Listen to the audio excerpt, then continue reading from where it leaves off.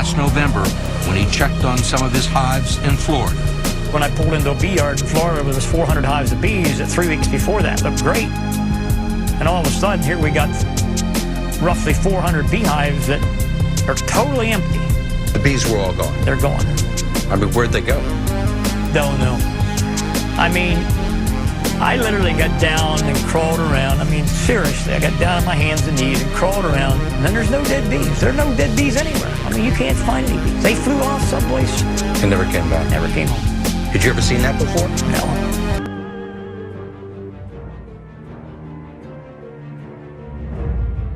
What, you're telling me that these people that dumped this AIDS-tainted blood in foreign countries, who killed children, have not been taken to task in the United States? It's worse than that. The U.S. government allowed it to happen. The FDA allowed this to happen. And now the government is completely looking the other way.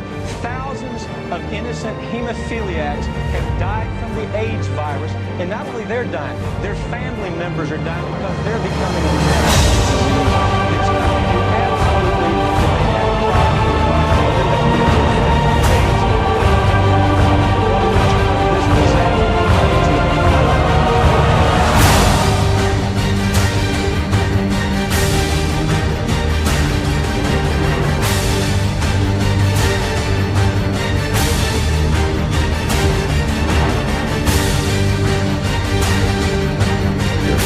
Monday's earthquake in western China was the 25th significant earthquake this year. It's only May. In 2003, the USGS listed more than 70 significant earthquakes, more than the total number for the 70s, 80s, or the 90s.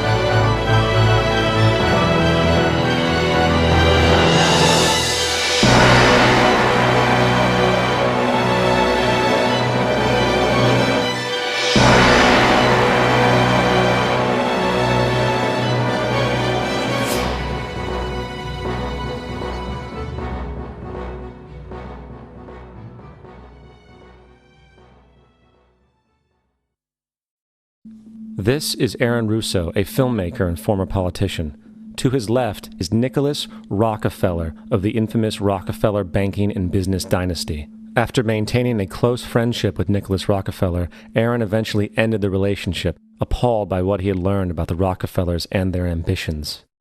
I got a call one day from an attorney woman I knew, and she said, would you like to meet one of the Rockefellers? I said, sure, I'd love to.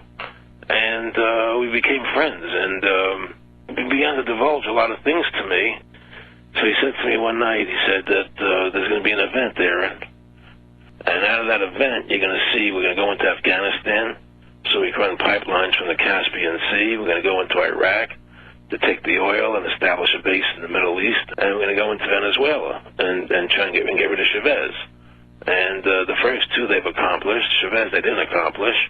And he said you're going to see guys going into caves looking for people that they're never going to find. You know, he was laughing about the fact that you have this war on terror. There's no real enemy. He's talking about how by having this war on terror, you can never win it because it's an eternal war. And so you can always keep taking people's liberties away.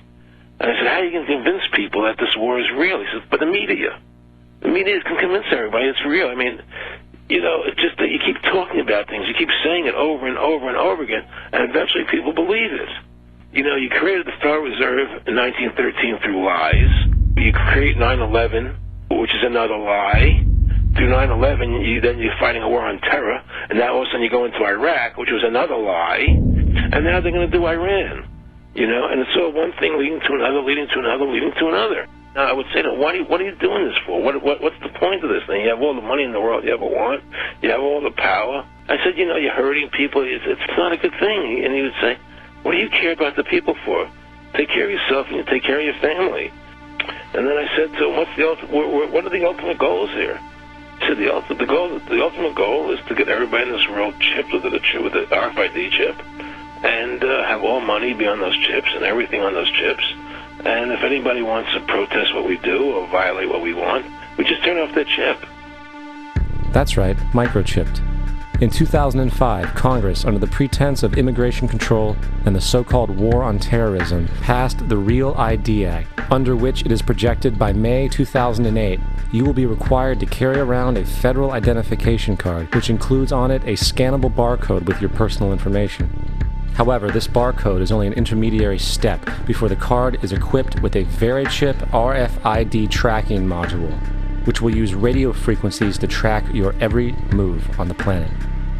If this sounds foreign to you, please note that the RFID tracking chip is already in all new American passports.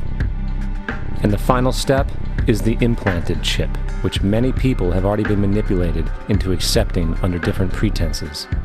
In the end, everybody will be locked into a monitored control grid where every single action you perform is documented. And if you get out of line, they can just turn off your chip, for at that point in time, every single aspect of society will revolve around interactions with the chips. This is the picture that is painted for the future if you open your eyes to see it. A centralized one-world economy where everyone's moves and everyone's transactions are tracked and monitored, all rights removed. The most incredible aspect of all. These totalitarian elements will not be forced upon the people will demand them. For the social manipulation of society through the generation of fear and division has completely detached humans from their sense of power and reality.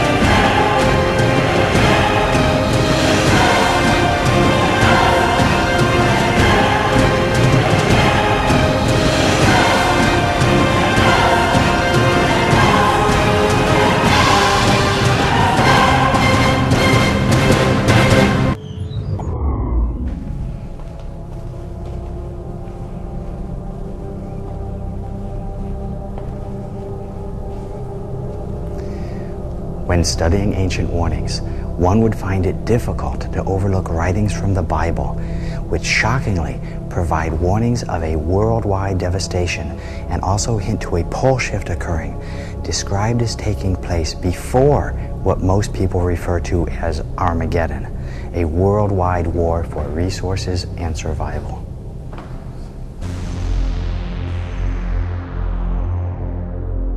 There was a great earthquake, and the sun became black, and the moon became as blood. Every mountain and island were moved out of their places, and there were voices and thunderings and lightnings. There followed hail and fire mingled with blood, and they were cast upon the earth. And the third part of trees was burnt up, and all green grass was burnt up. And the third part of the creatures which were in the sea and had life died. There should no flesh be saved, but for the elect's sake, those days shall be shortened. This phenomenon is called pole shift, in which the entire mantle of the Earth would shift in a matter of days, perhaps hours, changing the position of the North and South Pole, causing worldwide disaster. Earthquakes would rock every continent. Massive tsunamis would inundate coastal cities. It would be the ultimate planetary catastrophe. As unlikely as this theory seems, it is backed by science. Albert Einstein first suggested it in 1955, and a new study from Princeton University reveals that the poles have shifted before. The North Pole rested in the middle of the Pacific, placing Alaska at the equator. Even if this pole shift took place slowly over years, it would result in global climate change and shifting sea levels. If it took place rapidly, it would mean planet-wide disaster and mass extinction of species.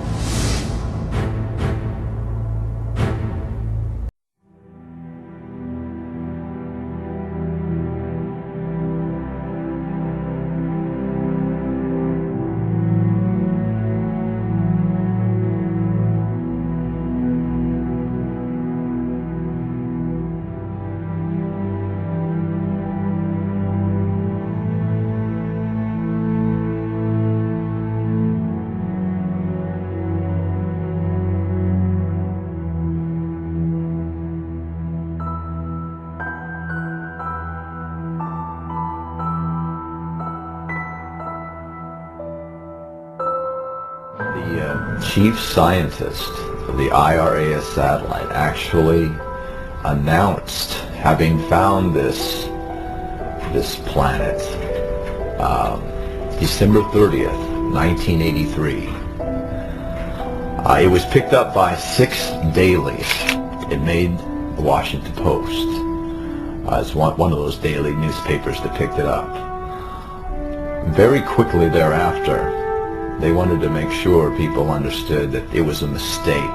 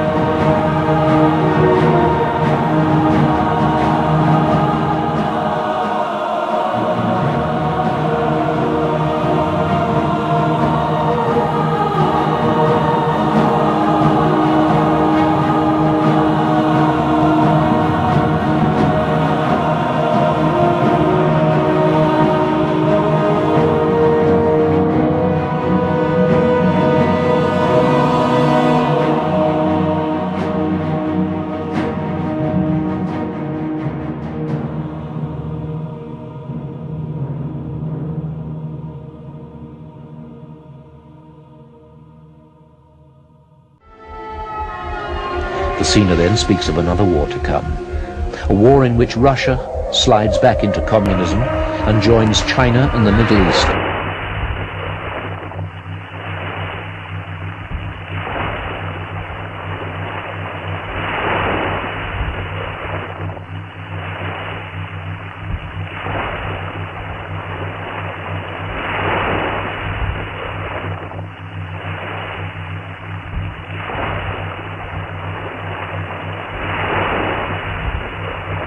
Russia slides back into communism and joins China and the Middle East to fight against America and Germany.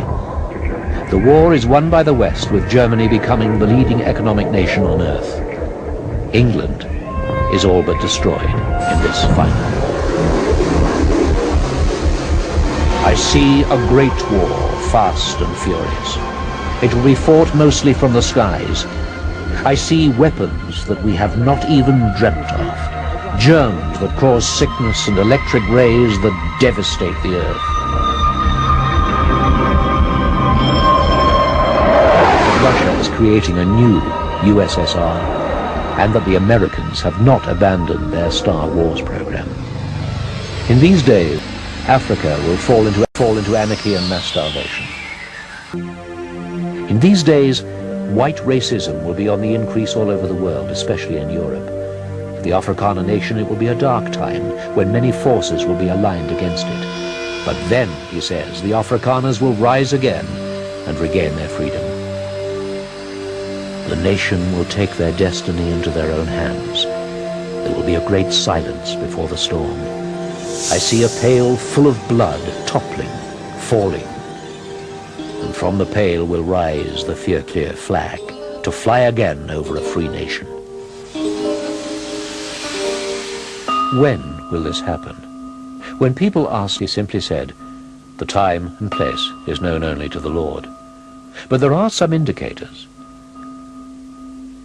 In 1916, he tells his friend, there will come a time when I will be once again in the news.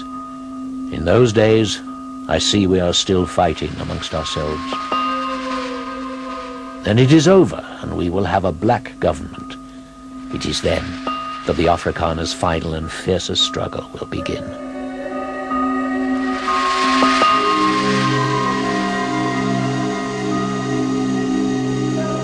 And then he said something strange. This will come to pass when the ice starts melting.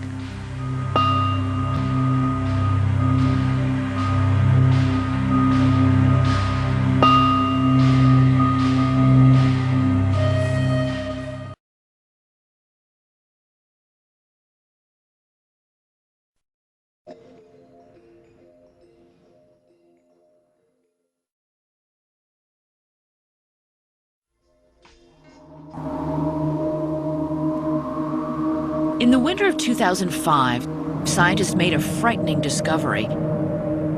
Increasing global temperatures were causing the Greenland ice sheet to melt at an alarming rate. With the help of satellite sensors, scientists saw that the glaciers had softened to the point that they risked a sudden collapse. If that happens, it would cause a catastrophic rise in sea level.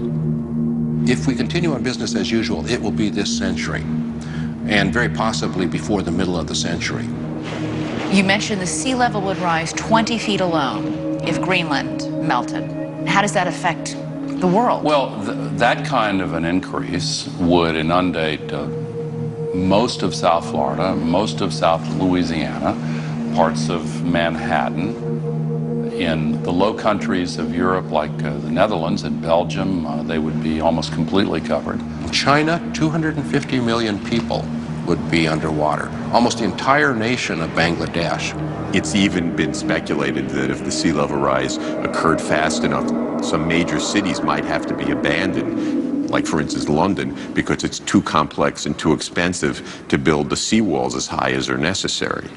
Are you going to build a wall 25 meters high around Florida? I don't think so.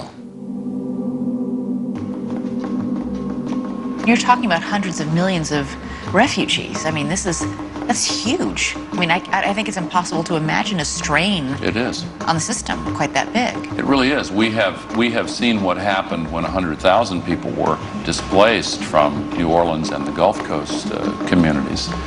And it's difficult to imagine a couple of 100 million.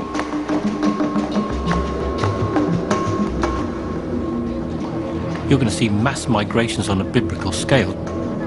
Obviously, the movement of people into new areas and the social ramifications of that are going to cause real problems. As an estimated 1 billion people worldwide are forced inland by rising waters, the remaining habitable land will ironically be gripped by a different kind of water crisis. In the West, 75% of the water comes from snowpack. We're going to lose that snowpack. We've built up cities, huge cities, that depend totally on that water. With the planet's fresh water in short supply, it would become increasingly difficult to grow crops, setting off a worldwide food shortage, igniting a new set of crises. The United Nations identifies something like 150 flashpoints where wars may be fought over water. War, famine, and drought, coupled with an unstable climate system, could push the death toll into the billions. This is a level of disaster that the world has never seen.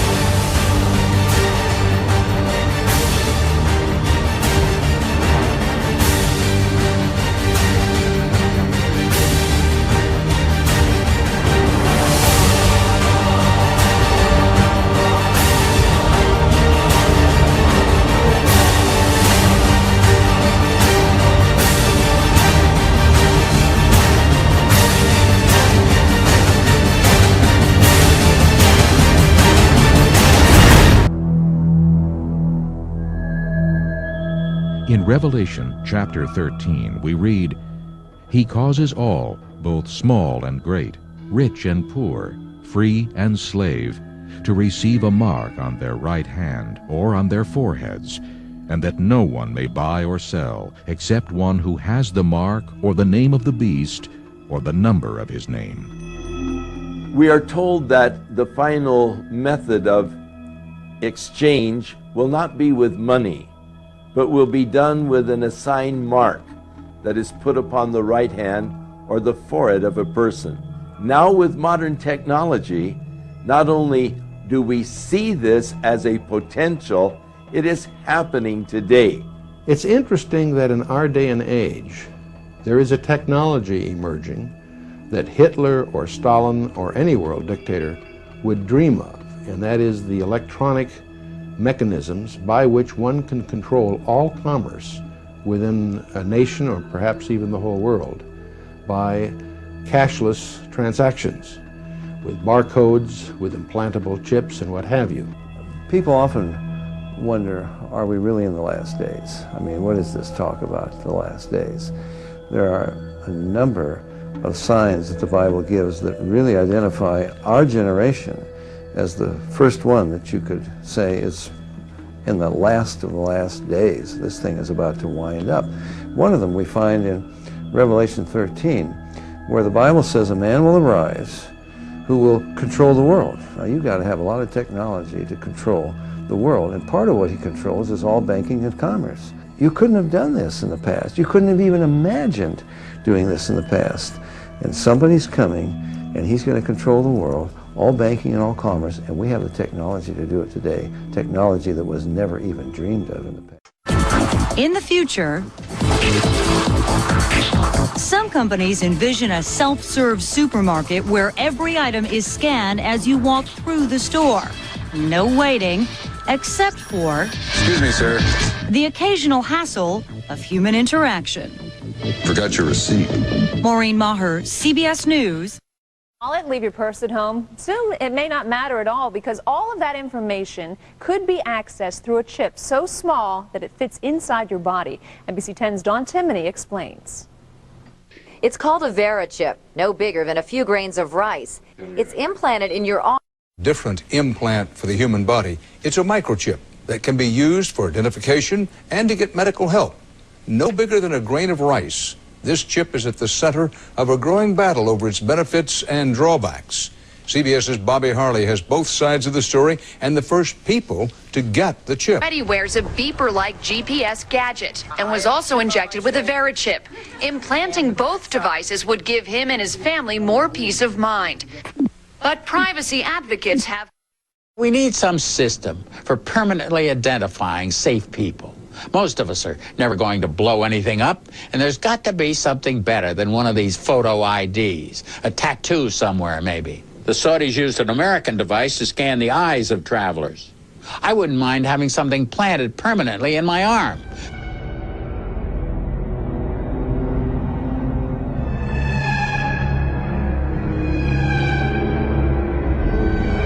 Everybody being chipped, all your money in those chips, and they control the chips, and they control people, and you become a slave, you become a serf to these people.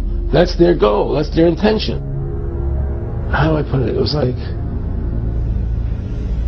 what do you care about them? What do you care about those people? What difference does it make to you? Take care of your own life. Do the best you can for you and your family. What do the rest of the people mean to you? They don't mean anything to you. They're just serfs. They're just people.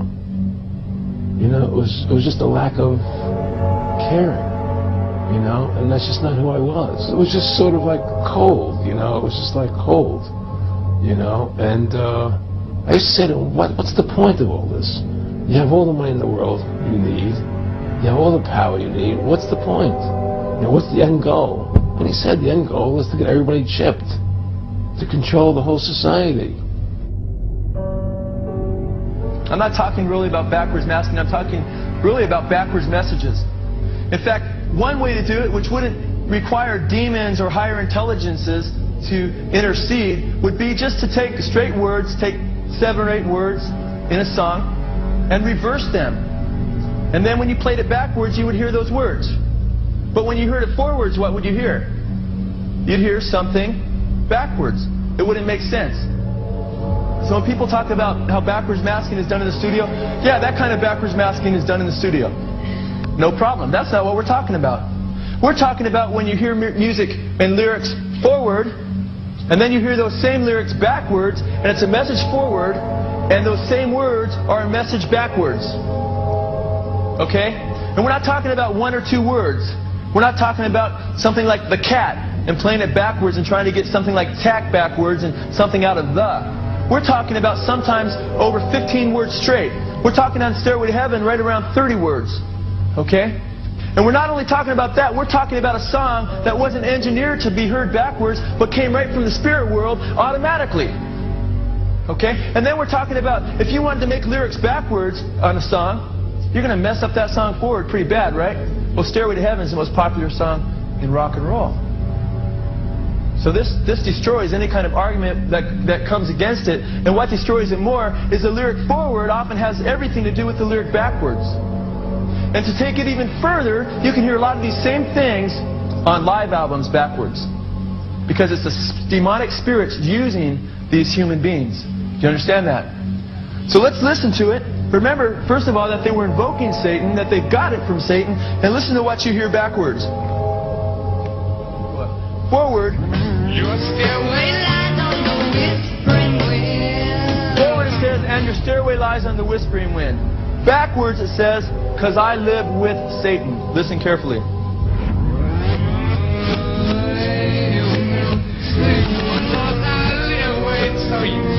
Raise your hands if you heard that. Quite clear, quite obvious. There's a lot more. Backwards it says, here's to my sweet Satan.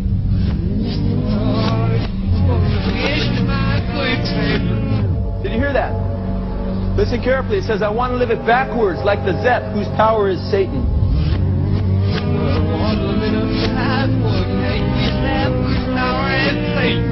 Did you hear that? Then it says, he will give you 666.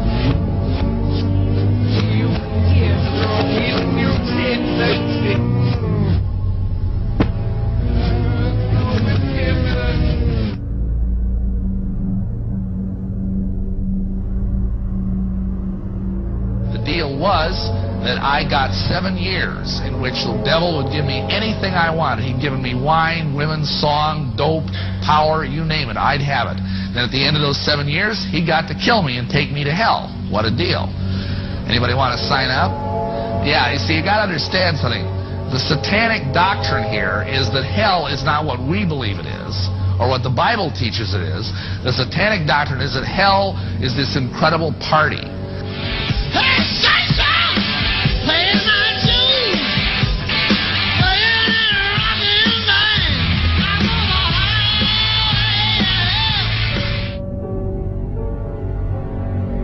Jim Morrison, too, was into Aleister Crowley. And right here, I want to show you a picture on the back of one of his albums. And here you see Jim Morrison, and under him you see a little statue of Aleister Crowley. And Jim Morrison, too, was into demonism and admitted that he was possessed by spirits. He will give you 666. Big deal. The mark of the beast will come out. People will take it on their right hand or their forehead, and then all of a sudden they'll get grievous sores on their right hand, and they'll say, hey, what's going on? It's not working. There's some kind of reaction to this mark. And then before you know it, according to Revelation 14, everybody that takes the mark of the beast will be damned in fire and brimstone, it says, forever. And the smoke of their torment rises up forever and ever. Big deal. It's a big deal in this sense. The people that take the mark of the beast, the people that are rejecting Jesus right now, are not going to make it into God's kingdom. And we need to reach people and say, hey, the scriptures say, Jesus said, except you repent, you shall all likewise perish. We need to turn to him wholeheartedly. Where are you turning at this time? Who are you following? Not to follow Jesus is to follow Satan according to the Word of God. And here's a group of neurons right here. And at the University of Southern California, Theodore Berger has shown that brain cells called neurons can grow onto microchips and communicate with them. The capability exists for building computer chips that act just like nerve cells. And we're developing the capability for interfacing those computer chips with the brain. And Ray Kurzweil sees a day when microscopic computers will make all kinds of learning as easy as downloading. You would be able to do things that you wouldn't otherwise be able to do. Is it possible that you could download information into one of these chips? And stop me if this is silly, and give somebody instant knowledge. It's not. In the 1960s, Professor Jose Delgado took a normally hostile bull and implanted electrodes into its brain. Electrodes that could be activated by a radio transmitter. His objective was to see if stimulation of the bull's midbrain could short-circuit the rage signals, stopping the bull before it reached the matador. After the bull had recovered from the implantation and in mid-charge, the button was pressed. The bull's aggression ceased instantly. A clearer experiment was performed with cats. In this classic example, the hypothalamus, the rhythm maker, was implanted with electrodes. Could it be responsible not just for rhythms, but also for rage? The switch is turned.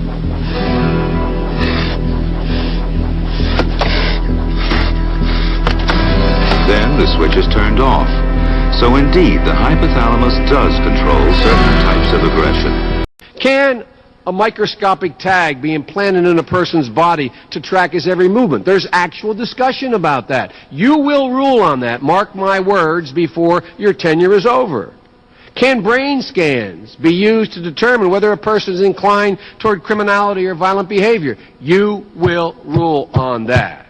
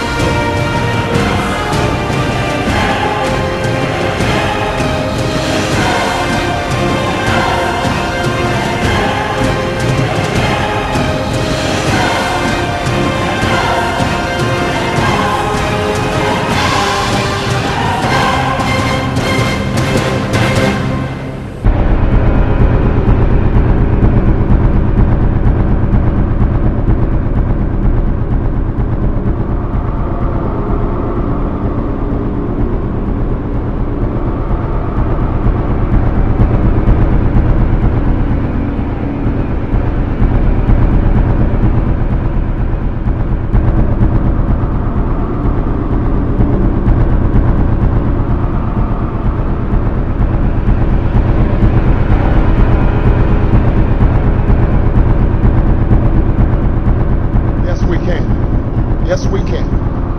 Yes, we can. Yes, we can. Yes, we can. Yes, we can. Yes, we can. Make you say. Make you say. Make you say. Make you say. Make you say. Make you say. Make you say.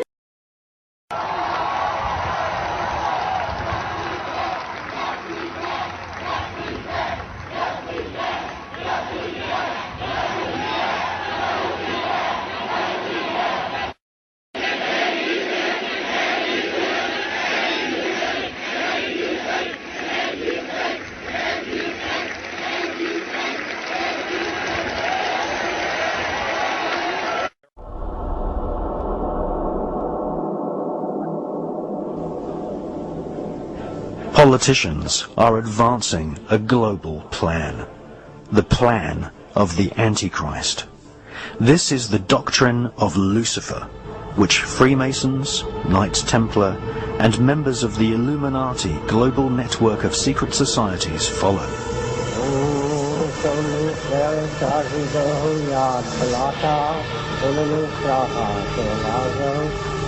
Their goal is the total spiritual and ecological destruction of the world.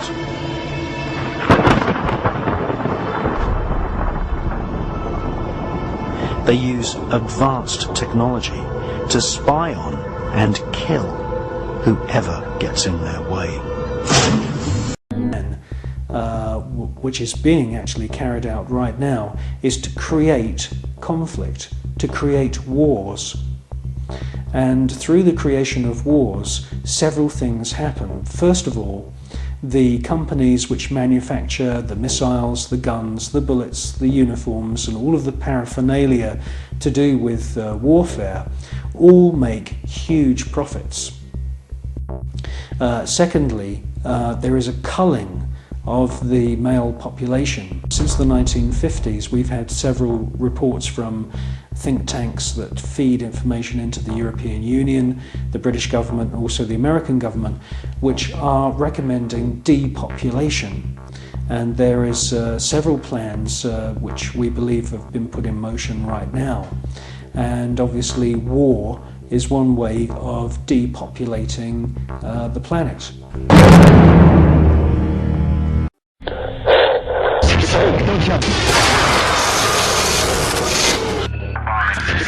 Binary chemical weapons.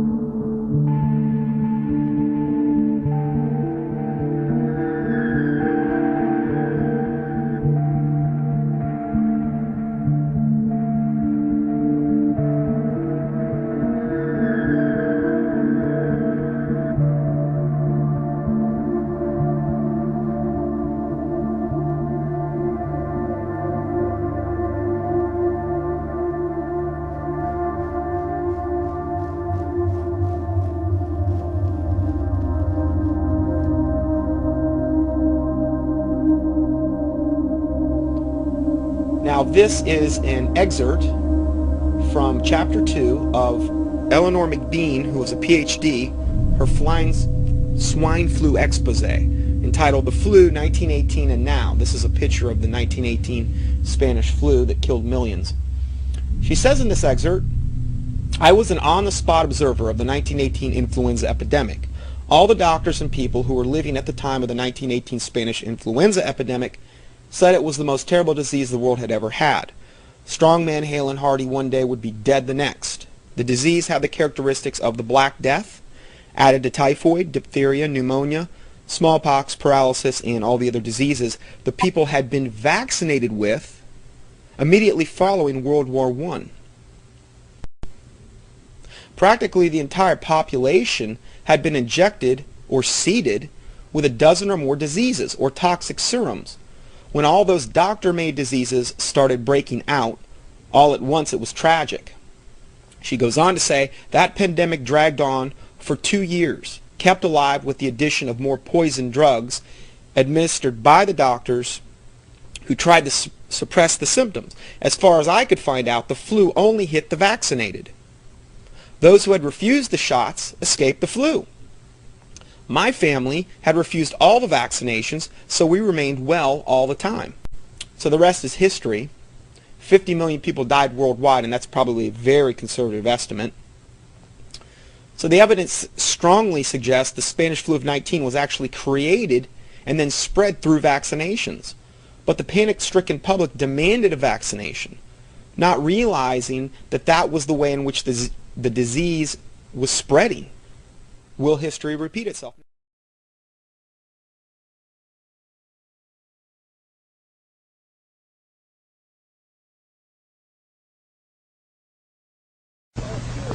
I don't need another flu shot. I had a flu shot last year. A swine flu epidemic may be coming. Swine flu shot? Well, I don't know. I've been thinking about it. It could make you very sick. Swine flu? Man, I'm too fast to let it catch me. You'll want to be protected. I'm the healthiest 55-year-old you ever seen. Hey, I play golf every weekend. Get a shot of protection. The swine flu shot. The Book of Revelation warns of an age of destruction, where planet Earth will be writhing in pain like a mother giving birth. The Book of Revelation prophesies the birth of the Antichrist, who will emerge to wield great political power across the planet. The plan of the Antichrist is very simple: famine, plague, war, total annihilation of all living creatures.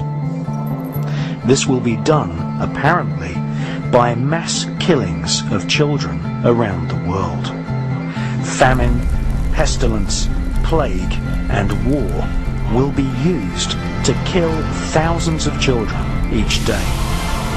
In actual fact, before our very eyes, every day 26,000 children die from starvation and preventable diseases such as the common cold.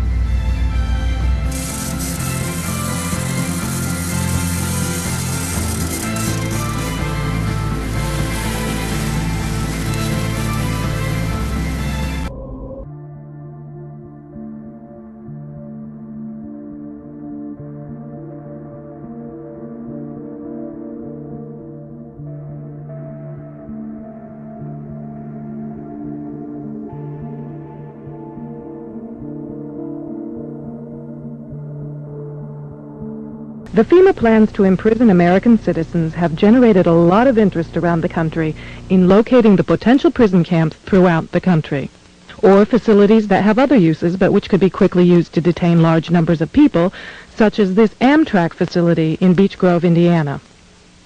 All of these apparent security measures are particularly unusual here, because this is a very low crime area, and this facility is nothing but an old train repair station with nothing in it worth stealing. In this portion of the parking lot is a brick building, suitable for processing, next to a gate that leads right out to the railroad tracks, and all of this is contained inside a fully fenced area, now 3 layers deep in fencing at this point. This U.S. Air Force train indicates federal and military involvement. Facing the opposite direction, you can see that this area, too, is a very large fenced area with railroad track running the length of the fence and plenty of warehouses. This small building is the only way into a particular fenced area. Inside this building, we see more of the motion-activated detectors, electronic turnstiles, and prison bars. Outside this building is fencing and a cattle run section of fence, all topped by barbed wire, pointing inward, not to keep people out, but to keep people in. On the other side of the building, you'll see signs that say Red Zone, right up next to the railroad tracks that run the length of the fenced area. Next to the Red Zone sign, you can see closely numbered markers on the fences that are too closely spaced to be parking markers, just as if they plan to have people line up to board the trains. Looking around, you can get an idea of how huge this place is and how many people it could contain in its fenced-in area. In yet another fenced area, we see a large warehouse building at the end. with the electronic turnstiles in front of it. The building is one that has a new concrete floor, and its doors and windows have all been blocked. Outside there are new gas pipes.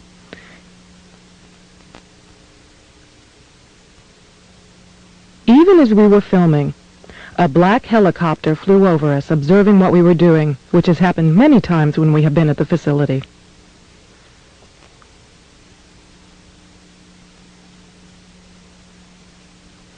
The gas lines and gas pipes at the facility run the length of the buildings.